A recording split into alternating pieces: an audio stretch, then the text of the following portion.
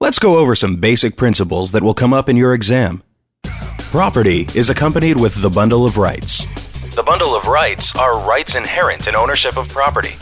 The bundle of rights includes the right to use, to sell, to mortgage, to lease, to enter, and to give away, or the right to refuse to exercise any of these rights. This is all subject to certain limitations.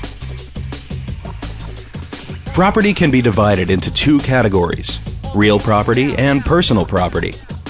Real property is land, all things attached to the land, and all rights inherent with that land. As a general rule, property are things that are immovable. Personal property are generally things that are movable, such as a chair. Severance is changing an item from real property to personal property by detaching it from the land. Annexation is the addition to property by the act of attaching a smaller item to the larger property, as in attaching personal property to real property, thereby creating a fixture. For example, a sink becomes a fixture when it is annexed to the plumbing outlet. Appurtenance is something belonging to someone else, either attached or not, such as a barn to a house or an easement to land. The appurtenance is part of the property and passes with it upon sale or other transfer. A fixture is personal property that becomes real property when attached in a permanent manner to real estate and is incorporated into the land. An example of a fixture would be a chandelier, as it is an item that was movable but now is attached to the property. Saying that real property is immovable and personal property is movable is a general rule. Another way to help you remember what is real and what is personal is to keep in mind that personal property goes with the person and real property goes with the real estate. A trade fixture is a fixture that is used in the operation of a business. Trade fixtures remain the tenant's property, hence they are personal property. For example, the dentist's chair would be a trade fixture as the chair is being used for the dentist's business.